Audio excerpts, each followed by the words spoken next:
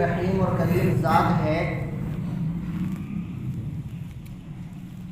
وہ تو صاف اعلان کرتی ہے کہ بندے اگر تیرے گناہ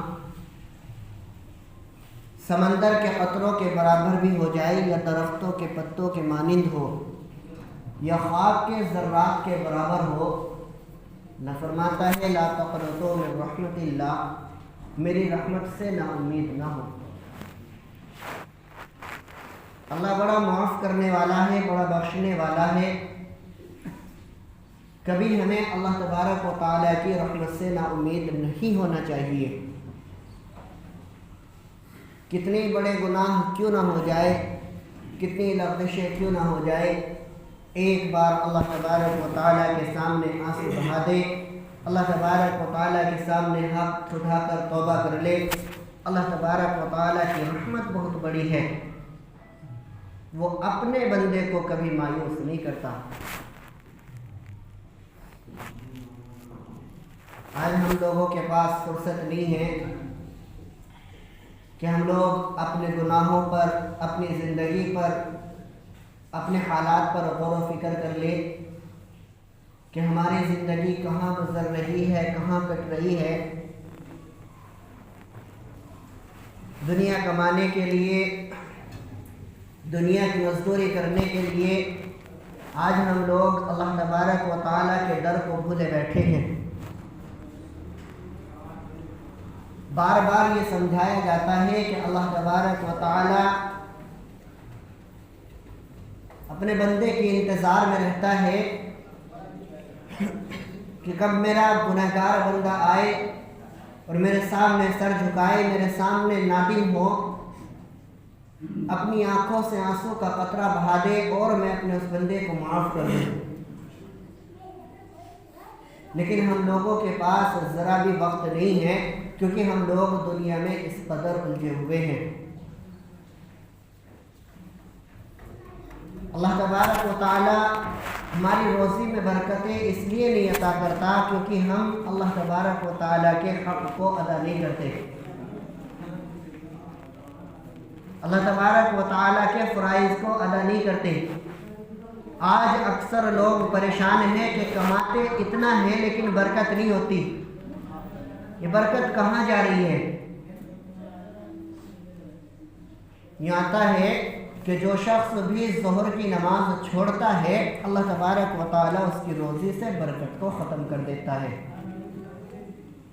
اب ہم لوگ اپنی زندگی پر غور کریں کہ ہم اتنا کماتے ہیں پھر بھی برکت نہیں ہوتی، کہاں جاتا ہے؟ وجہ یہ ہے کہ اللہ کے فرض کو چھوڑ رہے ہیں، ورنہ اللہ تبارک و تعالیٰ کے فرائض کو ادا کریں گے تو اللہ تبارک و تعالیٰ بن مانگے عطا کرے گا۔ امام غزالی رحمۃ اللہ علیہ لکھتے ہیں کہ ایک مزدور آدمی اپنے گھر سے مزدوری کرنے کے لیے نکلا، چوراہے پر جا کے کھڑا ہو گیا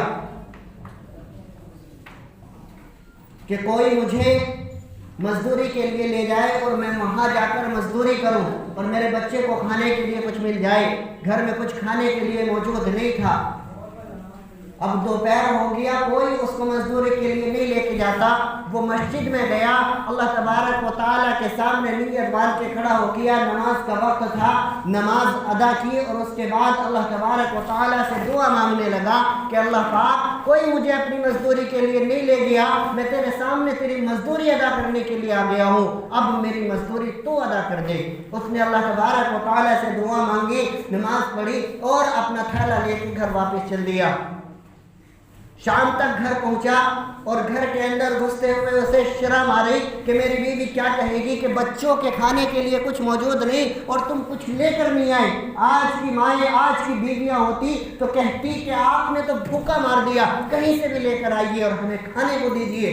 لیکن وہ ماں، وہ عورت، وہ بیوی دیکھیے اپنے شوہر کا مسکرا کر استقبال کرتی ہے۔ وہ شوہر کہتا ہے کہ بیوی آج کوئی مزدوری نہیں لگی۔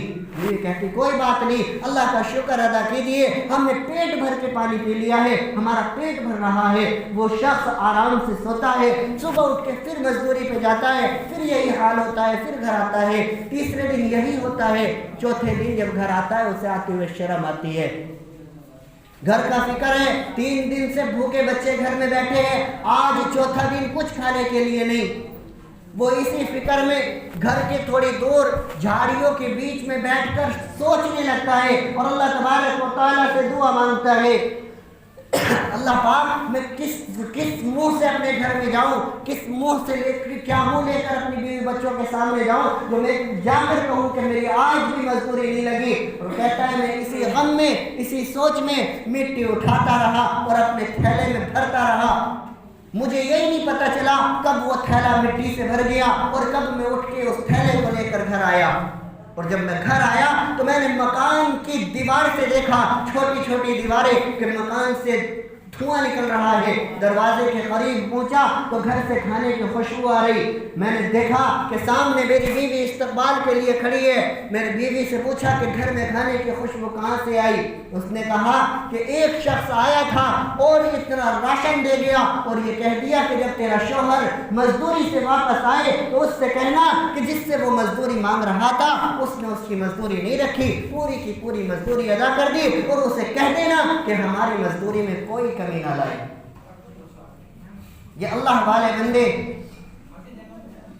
آج ہم لوگوں کو اللہ تبارک و تعالیٰ کے اوپر سے یقین ہٹ کے دنیا والوں کے اوپر زیادہ آ گیا۔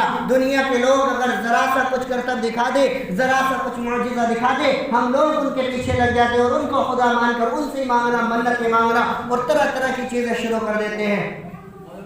مولانا قاسم صاحب نانوتوی رحمۃ اللہ علیہ کا زمانہ ہے، دلی کے اندر ایک شخص ایسا آیا جو اپنے آپ کو خدا کہلانے لگا کہ میں خدا ہوں، اور طرح طرح کے کرتب دکھانے لگا، معجزے دکھانے لگا، لوگ اس کو خدا ماننے لگے۔ اچانک کچھ لوگ دلی سے مولانا قاسم نانوتوی رحمۃ اللہ علیہ کے پاس آئے اور آ کر کہنے لگے کہ حضرت دلی میں ایک شخص ایسا آیا ہے جو اپنے آپ کو خدا کہتا ہے، آپ چلیے اور اس کی خبر لیجئے۔ مولانا قاسم صاحب نے کہا کہ آپ مجھے ساتھ لے چلیے۔ وہ ساتھ گئے اور اس شخص کو دیکھا کہ ہجوم لگا کھڑا ہے۔ لوگوں سے پوچھا کہ کیا معاملہ ہے؟ کہنے لگے کہ خدا ہے، خدا ہے، یہ خدائی کا دعویٰ کر رہا ہے۔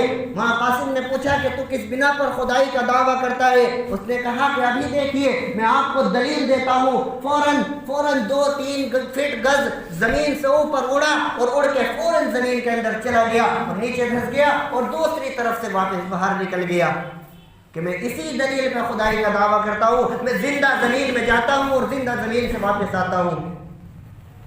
مولانا قاسم نے کہا کہ دوبارہ جائیے، وہ دوبارہ گیا، پھر اسی طرح سے نکل گیا۔ پھر حضرت نے کہا دوبارہ جائیے، وہ تیسری مرتبہ گیا، پھر نکل گیا۔ چوتھی مرتبہ پھر اس سے کہا کہ اب کے اور جائیے۔ جب وہ چوتھی مرتبہ زمین میں گیا تو حضرت نے اوپر آسمان کی طرف دیکھا اور مسکرائے اور جلدی سے جس جگہ وہ زمین میں دھسا تھا وہاں پہنچے، اپنی پیر میں سے جوتا نکالا اور اس جگہ پر ایک رکھ کر ایک لفظ کہا اللہ، تو وہ شخص زمین کے اندر ہی دھس گیا۔ لوگ انتظار کرتے رہے کہ کب زمین سے باہر آئے گا، لیکن مولانا قاسم نے اپنا پیر ہٹایا اور لوگوں سے کہا کہ اب جب آئے گا جب قیامت کا دن ہوگا، اس سے پہلے زمین سے باہر نہیں نکل سکتا۔ ہم لوگوں کو دنیا والوں کے چکر میں نہ پڑ کے اللہ والوں کی طرف دوڑنا ہے، اللہ والوں کی طرف رجوع کرنا ہے۔ آج ہم لوگ اللہ والوں کی طرف نہیں دوڑتے، اللہ والوں کی طرف رجوع نہیں کرتے، بلکہ ان کو تو ایسے ہی سمجھتے ہیں کہ لوگ تو ایسی ہیں۔ کوئی نہیں پہچانتا اپنے علماء کو کہ ہاں کیا چیز ہے۔ آپ حضرت کا زمانہ ہے، مولانا قاسم صاحب کا، کسی گاؤں میں چلے گئے، وہاں نماز کا وقت ہوا، مسجد کے اندر تشریف لے گئے، امام نماز پڑھانے کے لیے موجود نہیں۔ حضرت کو دیکھا بستی والوں نے کہ کوئی ملا سے بیٹھا ہے، اسے کہہ دو نماز پڑھانے کے لیے، یہ نماز پڑھا دے گا۔ بستی والوں نے کہا، گاؤں والوں نے کہ بھائی نماز پڑھا دیجیے، وقت قریب ہو گیا۔ مولانا قاسم صاحب کہنے لگے کہ بھائی آپ کوئی نماز پڑھائیے، میں نماز نہیں پڑھا سکتا۔ کہا کہ آپ ہی پڑھائیے، آپ اتنے بڑے ملا سے لگ رہے ہیں، آپ پڑھائیے۔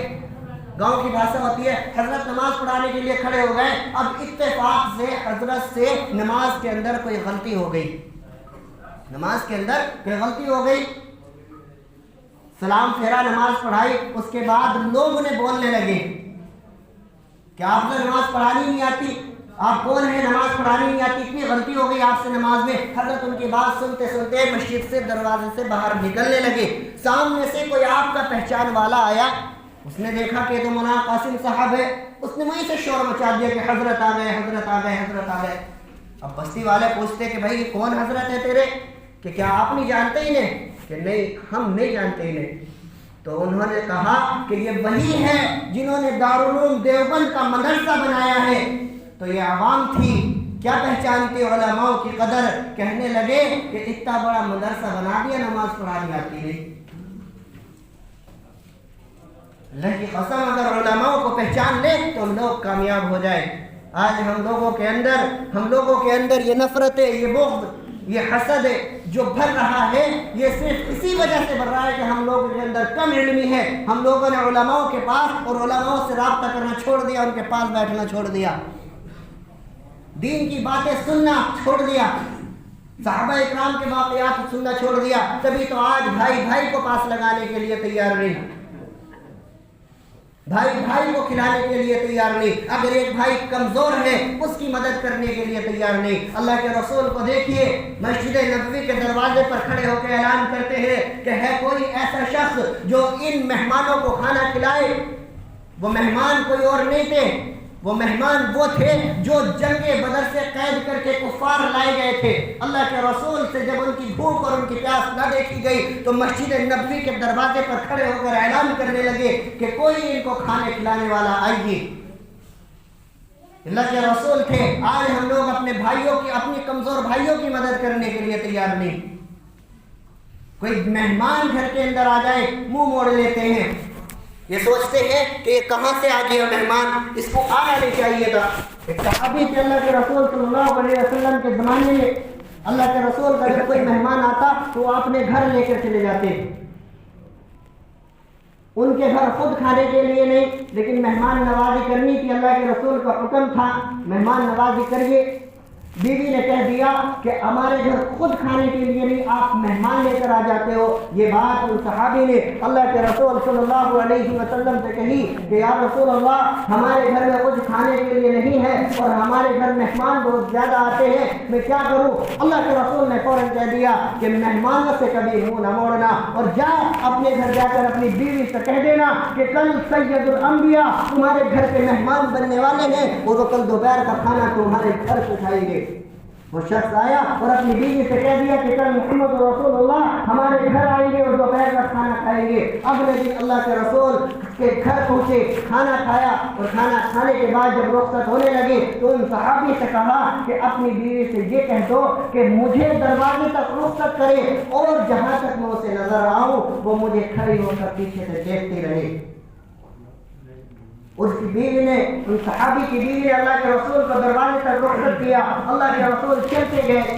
وہ بیوی کیا دیکھتی ہے کہ آپ نبی علیہ الصلوۃ والسلام کے پیچھے بچھو، سانپ، اطراج، جنات، شیاطین وغیرہ سب آپ کے پیچھے پیچھے جا رہے ہیں۔